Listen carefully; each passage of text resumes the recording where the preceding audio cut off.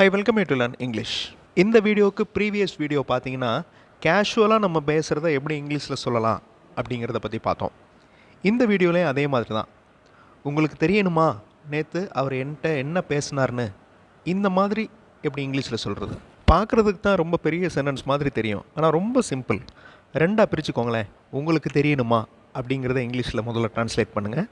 அதுக்கப்புறம் நேற்று அவர் என்கிட்ட என்ன பேசினார் அப்படிங்கிறத ட்ரான்ஸ்லேட் பண்ணுங்கள். ஃபர்ஸ்ட் ஒன் சிம்பிள் ப்ரெசன்ட் டென்ஸில் இருக்குது, செகண்ட் ஒன் சிம்பிள் பாஸ்ட் டென்ஸில் இருக்குது. ஸ்டெப் பை ஸ்டெப்பாக பார்க்கலாம். உங்களுக்கு அப்படிங்கிறதுக்கு யூ, தெரியும் அதாவது தெரிதல் அப்படிங்கிறதுக்கு நோ. உங்களுக்கு தெரியும், யூ நோ. இந்த தெரியும் அப்படிங்கிற வார்த்தையை தெரியுமா அப்படின்னு கேட்கணும், அதே மாதிரி தெரியணுமா அப்படின்னு கேட்கணும். தெரிதல் அப்படிங்கிறதுக்கு இங்கிலீஷில் என்ன? நோ. அந்த தெரிதல் அப்படிங்கிற வார்த்தையை தெரியுமா அப்படின்னு மாற்ற போகிறோம், தெரியணுமா அப்படின்னு மாற்ற போகிறோம்.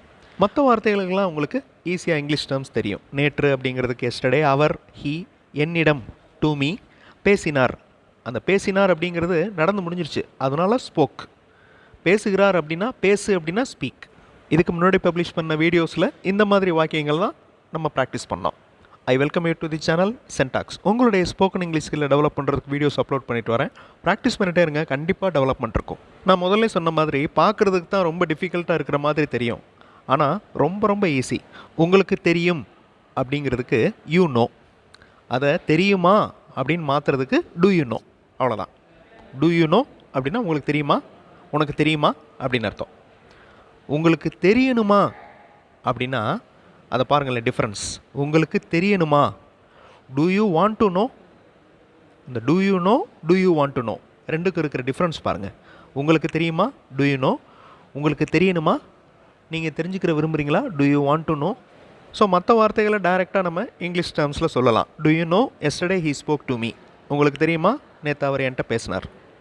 உங்களுக்கு தெரியணுமா, அந்த டிஃப்ரென்ஸ் மட்டும் பார்த்துக்கோங்க. உங்களுக்கு தெரியுமா அப்படிங்கிறதுக்கு டூ யூ நோ, உங்களுக்கு தெரியணுமா do you want to know. Okay. நேற்று அவர் என்னிடம் என்ன பேசினார் என்று, இந்த சென்டென்ஸில் ஒரு சின்ன கரெக்ஷன். நேற்று அவர் என்னிடம் என்ன பேசினார் அப்படின்னு திருத்தி வாசிக்கோங்க. நேற்று அவர் என்னிடம் என்ன பேசினார். Do you want to know what he spoke to me yesterday. Do you want to know, உங்களுக்கு தெரியணுமா, what he spoke to me yesterday, அவர் என்கிட்ட என்ன பேசினார்னு உங்களுக்கு தெரியணுமா. ஃபுல் சென்டென்ஸையும் பாருங்களேன், ரொம்ப simple. Do you want to know, உங்களுக்கு தெரியணுமா, வாட். இந்த வாட் அப்படிங்கிறது என்னது? இந்த இடத்துல கேள்விக்கு உண்டான வார்த்தை இல்லை. அந்த தமிழ் சென்டென்ஸில் என்ன அப்படின்னு நான் சேர்க்க சொன்னேன். நேற்று அவர் என்னிடம் என்ன பேசினார், அந்த என்னங்கிறது தான் வாட்.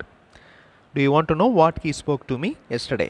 இந்த வாட் அப்படிங்கிற வார்த்தைக்கு பதில் வேர், ஹவு இந்த மாதிரி வார்த்தைகளும் அப்ளை பண்ணலாம்.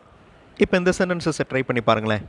உனக்கு தெரியுமா, நல்லா பார்த்துக்கோங்க. உனக்கு தெரியுமா நேற்று அவர்கள் இங்கு வந்தனர்.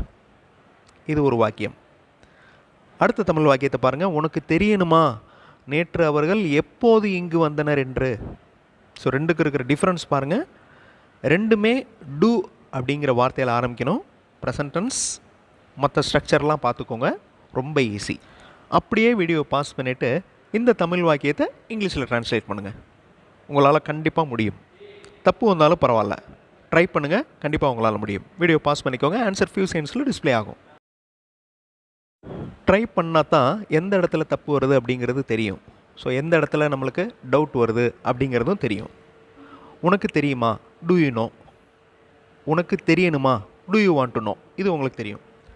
நேற்று அவர்கள் இங்கு வந்தனர். Yesterday they came here. வந்தனர் அப்படிங்கிறது பாஸ்ட் டென்ஸ், கடந்த காலம். அதனால் கம் அப்படின்னா வா, கேம் அப்படின்னா கடந்த காலம். ஸோ உனக்கு தெரியுமா நேற்று அவர்கள் இங்கு வந்தனர். Do you know yesterday they came here. உனக்கு தெரியணுமா நேற்று அவங்க எப்போ வந்தாங்கன்னு. Do you want to know when they came here yesterday. ரொம்ப சிம்பிளாக இருக்குது பாருங்களேன். அந்த வென் அப்படிங்கிறது இந்த இடத்துல கொஸ்டின் வேர்டு கிடையாது, conjunction. When they came here yesterday. இங்கு எப்போது வந்தனர் என்று உனக்கு தெரிய வேண்டுமா, நீ தெரிந்து கொள்ள விரும்புகிறாயா. இங்கிலீஷ் மாடல் சென்டென்சஸ் பார்த்தோம். இங்கிலீஷில் பேசுகிறதுக்கு எழுதுறதுக்கு ப்ராக்டிஸ் பண்ணலாம். இன்னொரு சேனல் சென்டாக்ஸ் ப்ளஸில் இங்கிலீஷ் மாடல் சென்டென்சஸ் இருக்கிற வீடியோஸ் அப்லோட் பண்ணியிருக்கேன். அந்த சேனல் வீடியோஸும் பாருங்கள், கண்டிப்பாக உங்களுக்கு யூஸ்ஃபுல்லாக இருக்கும். இந்த போர்ஷனை நான் கிளாஸில் நடத்தினப்போ ஸ்டூடெண்ட்ஸ்க்கு டவுட் வந்துச்சு. அதே டவுட்டை நான் இங்கே சொல்கிறேன். இப்போ உனக்கு தெரியணுமா அப்படிங்கிறதுக்கு do you want to know. நேற்று அவர்கள் எப்போது இங்கு வந்தனர் என்று. Do you want to know when did they come here அப்படின்னு சொல்லலாமா? When did they come here அப்படின்னு சொன்னால் என்ன அர்த்தம்? அவங்க எப்போ இங்கே வந்தாங்க அப்படின்னு ஒரு கேள்வியாக மாறிடுது. அதாவது இந்த லாங் சென்டென்ஸை விட்டு பிரிஞ்சிருது. அது ஒரு செப்பரேட் கேள்வி, அது ஒரு தனி கேள்வியாக மாறிடுது. So when did they come here அப்படின்னு கேட்கக்கூடாது. To you want to know when they came here. ரெண்டு சென்டென்சஸ்க்கும், அதாவது ரெண்டு கொஸ்டின்ஸுக்கும் சேம் மீனிங் தான். ஆனால் லாங் சென்டென்ஸில் இருக்கிறப்ப வென் தே கேம் ஹியர் அப்படின்னு டைரெக்டாக நம்ம யூஸ் பண்ணுறோம். அதை ஒரு செப்பரேட் கொஸ்டினாக மாற்றுறப்ப when did they come here, அவங்க எப்போ இங்கே வந்தாங்க. Do you want to know when they came here. ரெண்டுக்கும் இருக்கிற டிஃப்ரென்ஸ் நல்லா பார்த்து வச்சுக்கோங்க. இதே ஸ்ட்ரக்சரில் நம்ம எக்ஸசைஸ் பண்ணுறப்ப உங்களுக்கு இந்த ஸ்ட்ரக்சர் நல்லா ஞாபகத்தில் நிற்கும். ஸோ இந்த மாதிரி ஒரு சுச்சுவேஷன் வர்றப்போ உங்களால் ஈஸியாக இங்கிலீஷில் பேச முடியும். நேற்று அவர் என்னிடம் எப்படி பேசினார் என்று உனக்கு தெரியணுமா? நல்லா பார்த்துக்கோங்க. உனக்கு தெரியணுமா அப்படின்னு தான் நான் கேட்டிருக்கேன். நேற்று அவர் என்னிடம் எப்படி பேசினார்னு உனக்கு தெரியணுமா? ஸோ வீடியோ பாஸ் பண்ணிவிட்டு இதே ஸ்ட்ரக்சரில் இங்கிலீஷில் ட்ரான்ஸ்லேட் பண்ணுங்கள். ட்ரை பண்ணுங்கள், கண்டிப்பாக உங்களால் முடியும். ஆன்சர் ஃபியூ செகண்ட்ஸில் டிஸ்பிளே ஆகும். Do you want to know how he spoke to me? நேற்று அவர் என்கிட்ட எப்படி பேசினார்னு உனக்கு தெரியணுமா? Do you want to know how he spoke to me? That is the answer. இதவே நம்ம செப்பரேட் கொஸ்டினாக மாற்றணும் அப்படின்னு நினச்சோன்னா how did he speak to me. அந்த டிட்டை ஃபாலோ பண்ணுற வேர்ப் வந்து ப்ரெசன்ட் ஃபார்மில் இருக்குது பாருங்கள். அதுவும் முக்கியமான ஒரு கிராமர் ரூல். நான் நிறைய வீடியோஸில் சொல்லியிருக்கேன். How did he speak to me, அந்த டிட்டை ஃபாலோ பண்ணுற அந்த ஸ்பீக் அப்படிங்கிற வேர்ப் ப்ரெசன்ட் ஃபார்மில் இருக்குது. ஆனால் அந்த question past tense. Okay, how did he speak to me. நேற்று அவர் என்னிடம் எப்படி பேசினார், இது செப்பரேட் கொஸ்டின். நீங்கள் அந்த லாங் சென்டென்ஸோடு அப்ளை பண்ணுறப்ப how he spoke to me அப்படின்னு மாறுது. ஓகே, ரொம்ப சிம்பிளாக இருக்கும் அது. நேற்று அவர் என்னிடம் என்ன கேட்டார் என்று நீ இப்போது சொல்ல விரும்புகிறாயா? லாங் சென்டென்ஸ் மாதிரி தெரியுது, டிஃபிகல்ட் மாதிரி தெரியும், பட் ஈஸி தான். நல்லா பாருங்கள். நேற்று அவர், அதனால தான் நான் கலரில் செப்பரேட் பண்ணியிருக்கேன். நேற்று அவர் என்னிடம், அதுவரையும் ஒரு பார்ட். என்ன அப்படிங்கிறது ஒரு செப்பரேட் வேர்டு. கேட்டார் என்று நீ இப்போது சொல்ல விரும்புகிறாயா. Simple present tense, simple past tense தான் யூஸ் பண்ண போகிறோம். வீடியோ பாஸ் பண்ணிவிட்டு இதே ஸ்ட்ரக்சரில் ட்ரை பண்ணுங்கள், கண்டிப்பாக உங்களால் முடியும். ஆன்சர் ஃபியூ செகண்ட்ஸில் டிஸ்பிளே ஆகும். நேற்று அவர் என்கிட்ட என்ன கேட்டார்னு நீ இப்போ சொல்ல விரும்புகிறாயா. Do you want to tell, நீ சொல்ல விரும்புகின்றாயா.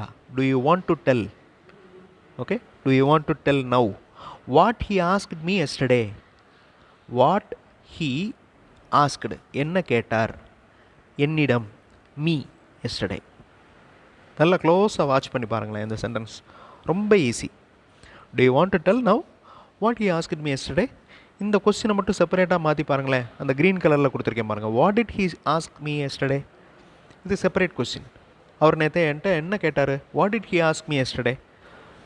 இப்போ பாருங்களேன், இந்த சென்டென்ஸை இன்னும் கொஞ்சம் லாங் சென்டென்ஸாக மாற்றலாம். போன வாரம் நான் என்ன சொன்னேன் அப்படிங்கிறத இப்போ சொல்கிறது நல்லதுன்னு நீ நினைக்கிறியா. ஓகே, இந்த மாதிரி தமிழில் பேசுவோம். இது இங்கிலீஷில் ஈஸியாக பேசலாம், ரொம்ப ரொம்ப ஈஸி. போன வாரம் நான் என்ன சொன்னேங்கிறத இப்போ சொல்கிறது கரெக்டுன்னு நினைக்கிறியா.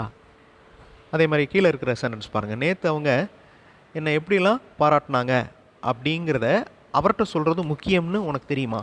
குழப்புற மாதிரி இருக்கா. இந்த மாதிரிலாம் நம்ம தமிழில் பேசுவோம். இதை கேஷுவலாக நம்ம இங்கிலீஷில் சொல்லலாம். ரொம்ப ஈஸி, ரொம்ப பெரிய சென்டென்ஸ் மாதிரி தெரியும். இதை தான் நம்ம ஃப்ளூயன்சி அப்படின்னு சொல்லுவோம். கண்டினியூஸாக பேசுகிறத ஃப்ளூயண்ட்டாக பேசுகிறாரு அப்படிங்கன்னு சொல்லுவோம். இந்த மாதிரி ஸ்டெப் பை ஸ்டெப்பாக ப்ராக்டிஸ் பண்ணுறப்ப உங்களுக்கு இந்த ஃப்ளூயன்சி ஈஸியாக டெவலப் ஆகும். ஸோ அந்த மாதிரி வீடியோஸ் தான் நான் இப்போ ரீசெண்டாக பப்ளிஷ் பண்ணிகிட்ருக்கேன். நீங்கள் ப்ராக்டிஸ் பண்ணி பாருங்களேன், கண்டிப்பாக உங்களால் முடியும். ஸோ இதெல்லாம் கேஷுவலாக ப்ராக்டிஸ் பண்ணலாம். ஒரு டைம் அலாட் பண்ணி ப்ராக்டிஸ் பண்ணி பாருங்கள். ஸோ அடுத்த வீடியோவில் அந்த லாங் சென்டென்ஸ், அந்த குழப்புற மாதிரி இருந்துச்சுல்ல, அந்த லாங் சென்டென்ஸை எப்படி இங்கிலீஷில் சொல்கிறது அப்படிங்கிறத பார்க்கலாம். தேங்க்ஸ் ஃபார் வாட்சிங் and thanks for your valuable comments.